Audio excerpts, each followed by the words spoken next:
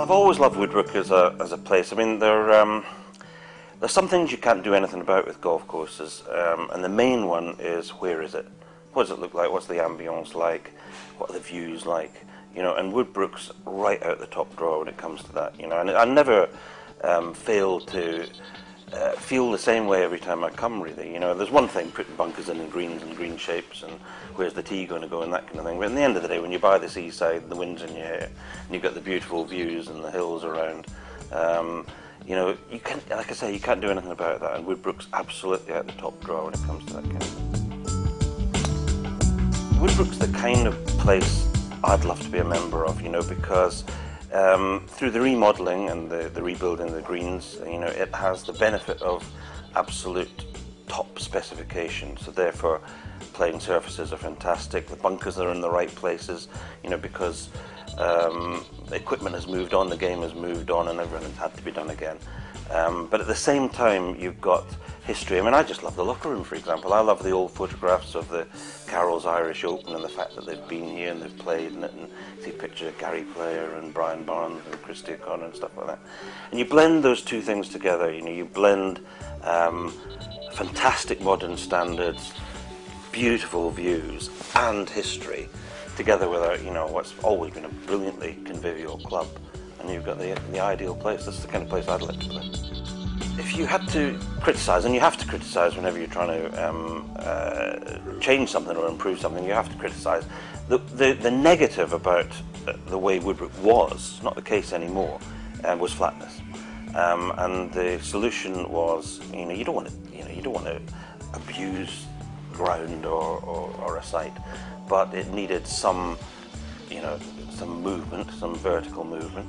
The rebunkering that we've just done has been a revelation to me, you know, because it's quite subtle really, but, you know, it's just created enough movement together with the greenkeeping patterns, a little bit of rough here, a little bit of rough there, has transformed the whole place. And that little negative, which was like a 1% negative, you know, I think has now been erased, and I think, you know, it's just all positives now.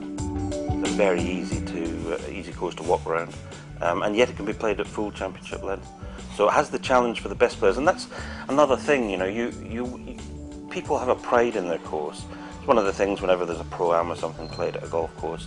People have a pride in that the pros can't just come and, you know, burn it up and just destroy it. And if you want to, and you play off the back at Woodbrook, given a little bit of breeze, and you use some of the tougher pins, this is a challenge for anybody of any standard.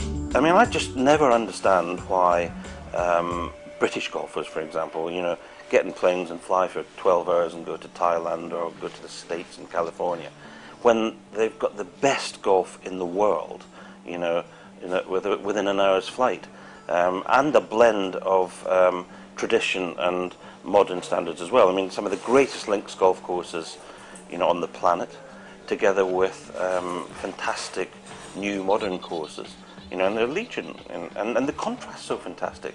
You know, you have all the Ballybunions and the Lahinches is the one I was thinking of, and Watervilles, Royal Dublin, Portmarnock on the east side, and then the brilliant, you know, new courses.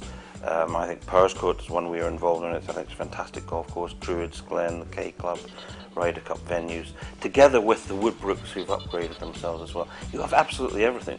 But the one thing that you also have is, you know, you go to some parts of the UK on a golfing holiday, and it's quite an austere sort of experience, to be honest. You come to Ireland and there's a party. You know, it always has been. It's just the nature of the place. So you get the best golf courses that you can find. It's near. And, you know, you get that conviviality. So why anybody goes anywhere other than Ireland, I just never understood. You know, Woodbrook's, you know, famous all over the world. It's a place where people would be attracted to come and play. And it's, you know, if you said to a golfer who understands the game in the UK, for example, Woodbrook, they'd know it. You know, Woodbrook's well known. I mean, it's one of my favourite places to come. You know, I mean, I'm lucky in my life, you know, because I've played all over the world and played in the greatest championships in the world with the greatest players. One of the lovely things about being an amateur is, you know, I only ever played with Jack Nicklaus and Tom Watson and Seve and Masters and Opens and stuff like that. And you get a good feel for what matters in the game, you know. But Woodbrook is one of those places.